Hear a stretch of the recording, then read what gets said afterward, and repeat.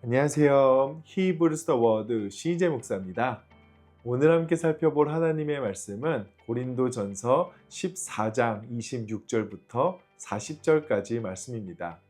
그 중에 33절 말씀을 제가 읽어보겠습니다. 하나님은 무질서의 하나님이 아니시오 오직 화평의 하나님이시니라. 모든 성도가 교회에서 함과 같이. 아멘. 저희는 고린도전서 14장 말씀을 계속 살펴보면서 은사는 교회의 덕을 위해 사용되어야 한다라는 바울의 권면을 살펴보고 있습니다. 그런데 고린도전서의 말씀을 살펴보다 보면 우리가 원래 가지고 있었던 기본적인 생각들도 다시금 돌아보게 되는 것 같습니다. 우리는 보통 신앙생활을 하면서 무언가 더 많이 감당하고 많이 해야 하는 것을 어쩌면 신앙과 영성의 척도로 삼아왔을지도 모릅니다. 그런데 바울은 특히 오늘 본문에서 잠잠하라, 거기서 그쳐야 한다, 이렇게 저희를 권면하죠. 그것이 우리가 교회의 덕을 세울 수 있는 길이라고 말합니다. 그럼 어떤 방식으로 우리가 교회의 덕을 또 세울 수 있는지 말씀을 통해 조금 더 자세히 살펴보도록 하겠습니다. 바울은 먼저 고린도 교회의 예배 장면을 다음과 같이 보여줍니다. 26절 말씀인데요. 그런즉 형제들아 어찌할까?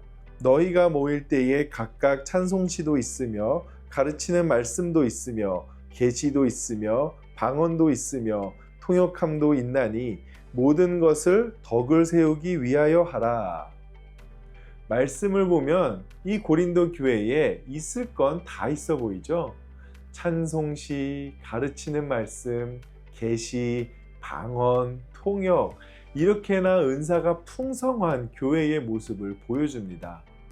그런데 바울이 제기하는 문제는 은사가 있는지를 묻는 것이 아니라 무엇을 위해 쓰냐라는 겁니다. 바울은 계속해서 은사를 향한 단 하나의 기준만을 제시하고 있는데요. 그것은 바로 모든 것을 덕을 세우기 위하여 하라라는 것입니다. 그러면서 바울은 은사가 교회의 덕을 세우기 위해서는 반드시 명확한 질서가 필요하다라는 것을 말해줍니다. 27절과 28절을 보시게 되면 바울은 방언에 대한 질서를 부여하고 있는 것을 보여주는데요. 방언은 2사람이나 많아야 3사람이 차례로 하고 반드시 거기엔 통역이 있어야 한다라고 말합니다. 만약 통역이 없다면 교회에서는 잠잠하고 따로 공간을 내서 자신과 하나님께만 말하라고 말하죠. 이는 계속 살펴보았던 것처럼 공동체가 알아들을 수 없는 은사는 공적인 예배에서 분명히 절제되어야 한다라는 뜻입니다. 그런 점에서 바울이 계속해서 주장하고 있는 하나님 나라의 질서는 내가 말할 수 있는 권리보다 공동체가 세워져 가고 있는지를 더 중요하게 따져본다라는 것이죠. 그래서 바울은 잠잠하라 라고 권면합니다. 이 잠잠하라가 오늘 말씀에 어쩌면 포인트라고 할 만큼 3번을 반복하면서 사용을 하고 있는데요. 28절에서는 통역이 없으면 방언하는 자가 잠잠해야 한다라고 말합니다. 30절에서는 다른 사람에게 계시가 있으면 먼저 말하던 자가 잠잠해야 한다라고 말하죠. 또 34절에서는 여자들에게도 잠잠하라라는 말이 나옵니다. 그런데 여기서 중요한 것은 잠잠하라라는 것이 단순히 침묵을 강요하는 것이 아니라는 겁니다. 조금 전에 말씀을 드렸던 것처럼 이 잠잠함은 공동체를 세우기 위해 스스로 멈출 수 있는 자유, 자기 절제를 가리킵니다. 한번 30절을 제가 한번 읽어보도록 하겠습니다. 만일 곁에 앉아 있는 다른 이에게 계시가 있으면 먼저 하던 자는 잠잠할지니라. 이것은 결국 내가 말하고 있는 중이라도 공동체를 위해 다른 사람에게 자리를 내어줄 수 있어야 한다라는 말이죠. 하나님 나라의 예배는 한 사람이 자기 은사를 독점하는 그런 모습이 아닙니다. 그 자리에서 서로 배우고 서로 권면하기 위해서 말하는 사람도 멈출 줄 알아야 한다는 거죠. 그런데 이걸 누가 지켜야 한다라고 말하냐면 31절을 한번 보시겠습니다. 너희는 다 모든 사람으로 배우게 하고 모든 사람으로 권면을 받게 하기 위하여 하나씩 하나씩 예언할 수 있느니라. 바로 모든 사람들입니다. 특정 신령한 자들만 드러나는 것이 아니라 모든 사람들이 배우고 권면을 받아야 한다는 것이죠. 그럼에도 불구하고 고린도 교회의 신령한 자들은 바울의 이런 권면을 듣고 이런 생각을 했던 것 같습니다. 아니, 성령이 임했는데 내가 어떻게 멈출 수 있겠어? 나는 멈출 수 없어. 은사가 임해서 나는 말을 해야만 해. 그런 질서를 따질 시간이 어디 있어? 이렇게 생각했던 거죠. 그런데 바울은 정반대로 말합니다. 32절을 보시게 되면요. 예언하는 자들의 영은 예언하는 자들에게 제재를 받나니. 여기서 제재를 받는다라는 것은 성령 하나님을 사람이 통제한다라는 뜻이 아닙니다. 예언하는 자에게 임한 영적 감동과 은사의 표현이 무질서하게 사람을 휩쓸어 가는 것이 아니라 사랑과 질서 안에서 절제될 수 있다라는 뜻이죠. 그렇기 때문에 참된 성령의 은사는 사람을 통제불능의 상태로 몰고 가지 않습니다. 아무리 신령한 은사가 있다 하더라도 공동체를 세우기 위해 멈출 수 있고 절제될 수 있다라는 것이죠. 그런데 이 절제는 단순한 예배 예절이 아닙니다.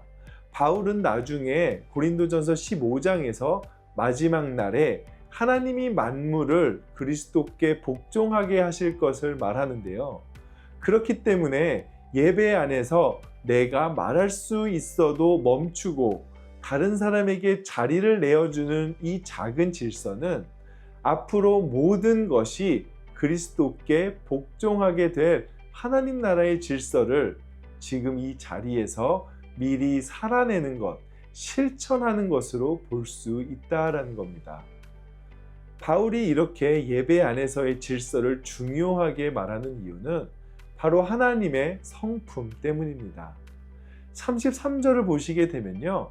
하나님은 무질서의 하나님이 아니시요 오직 화평의 하나님이시니 라고 말하면서 바울은 이것이 고린도 교회만의 문제가 아니라 모든 고린도 성도의 교회가 함께 따라가야 할 질서라고 말합니다.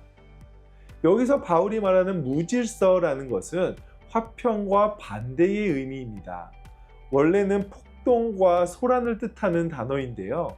결국 바울이 말하는 무질서는 경쟁과 질투심이 만드는 어지러운 상태라고 볼 수 있죠. 반면 화평은요, 구약에서 말하는 샬롬입니다. 샬롬의 의미를 보았을 때 이는 단순히 다툼이 없는 정도가 아니라 남을 더 낮게 여기며 서로의 유익을 구하는 적극적인 평화를 가리키죠. 강한 자가 약한 자를 배려하고 말하는 자가 듣는 자를 생각하고 은사를 가진 자가 공동체를 세우는 그 모습이 바로 화평의 하나님에게서 나오는 모습이어야 한다라는 것입니다. 이것이 하나님 나라의 질서라는 거죠. 그래서 하나님 나라의 질서는 결코 딱딱한 규칙이나 규율이 아닙니다. 화평의 하나님을 닮은 공동체의 모습으로 드러나야 하는 것이죠. 그러면서 바울은 34절과 35절에서 여자가 교회에서 잠잠해야 한다라고 말합니다. 아니, 이게 무슨 소리야? 라고 생각이 들 수도 있을 텐데요. 하지만 바울은 고린도전서 11장에서 이미 여자가 기도하고 예언하는 모습을 다룬 적이 있었습니다. 그렇기 때문에 오늘 본문의 말씀을 여자가 예배에서 절대 말하면 안 돼, 이런 식으로 읽으면 절대 안 되는 거죠. 대신 본문의 흐름상 이 부분은 여성의 모든 발언을 금지한다라기보다 예배의 질서를 무너뜨리는 특정한 말과 행동을 제한하는 말씀으로 보는 것이 더 자연스럽다라는 겁니다. 곧 하나님 나라의 예배에서는 남자든 여자든 방언하는 자든 예언하는 자든 모두가 공동체를 세우는 질서 아래에 있어야 한다라는 것입니다. 그래서 바울은 36절과 37절에서 다시 한번 이렇게 강조합니다. 하나님의 말씀이 너희로부터 난 것이냐 또는 너희에게만 임한 것이냐, 만일 누구든지 자기를 선지자나 혹은 신령한 자로 생각하거든 내가 너희에게 편지하는 이 글이 주의 명령인 줄 알라. 바울의 이러한 경고는 다시금 고린도 교회의 신령한 자들이 가진 영적인 교만함을 정확하게 지적하고 있는 것이죠. 그러면서 바울은 이렇게 말씀을 마무리합니다. 40절입니다. 모든 것을 품위 있게 하고 질서 있게 하라. 39절을 보시면 아시겠지만 바울은 결코 은사를 없애려 하지 않습니다. 예언하기를 사모하라 하고 방언 말하기를 금하지 말라라고 합니다. 하지만 더 중요하게 생각해야 하는 것은 모든 것을 품위 있게 그리고 질서 있게 하라는 것이죠. 그레코로만 시대에서 명예와 수치는 목숨과도 같은 중요한 문제였습니다. 그래서 자신이 얼마나 존중받을 만한 사람인지를 드러내는 방식이 바로 이 품위라는 말로 설명이 되었죠. 그런데 바울은 그 품위라는 단어의 의미를 완전히 뒤바꿔 버립니다. 세상의 품위는 나 자신을 높이는 방식이지만 하나님 나라의 품위는 공동체를 세우기 위해 자신을 절제하는 방식이라는 것이죠. 그래서 바울이 모든 것을 품위 있게 하고 질서 있게 하라라고 말했을 때 그것은 단순히 예배의 순서를 잘 지키라는 말이 아니죠. 바로 하나님 나라 백성다운 품위로 서로를 세우라는 말입니다. 즉 내가 하고 싶은 말이 있다 하더라도 그 말이 누군가를 세우지 못한다면 잠시 그 자리에 멈추는 것, 또 내가 더 잘 설명할 수 있다 하더라도 다른 사람이 말할 수 있도록 기다려주는 것, 그리고 내가 가진 은사와 경험을 자랑하는 것이 아니라 사랑의 도구로 사용하는 것, 그것이 하나님 나라의 품위라는 것입니다. 결국 세상의 품위는 나를 더 괜찮은 사람처럼 보이게 만드는 것이지만 하나님 나라의 품위는 내 말과 태도 때문에 누군가가 세워지게 되는 것입니다. 그렇기에 오늘 하루도 우리의 말과 섬김이 나를 드러내는 그런 도구가 아니라 누군가를 세우고 화평의 하나님을 드러내는 통로가 되시길 원합니다. 그렇게 하나님 나라의 품위를 따라 살아가게 되는 저와 여러분이 되시기를 예수님의 이름으로 축복합니다. 함께 기도하겠습니다. 사랑과 은혜가 충만하신 하나님 아버지, 함께 말씀을 듣는 저희 모두가 하나님 나라 안에서 품위 있고 질서 있는 삶을 살아내기를 원합니다. 다른 사람의 바라보는 저로 인해 세상의 품위가 높아지는 것이 아니라 내가 다른 사람들을 세우고 그 다른 사람들을 배려하며 나의 권리를 포기하고 그 주신 자유를 우리가 하나님 나라 안에서 즐기는 것이 주님이 주신 그 품위를 지키는 것이 되게 하시고 그것으로 하여금 질서가 세워져 그 질서 안에서 우리가 더 큰 기쁨을 누리기를 원합니다. 우리의 공동체가 그 질서 안에 기쁨이 넘치는 공동체가 되게 하여 주시고 각자가 속한 교회에서 그렇게 주님을 더 영광을 높이고 찬양할 때 주님의 나라가 더욱더 임하고 확장되는 시간이 되게 하여 주시옵소서. 늘 그렇게 우리의 삶 가운데 함께 하실 줄 믿사오며 감사드리며 예수님 이름으로 기도드렸습니다. 아멘.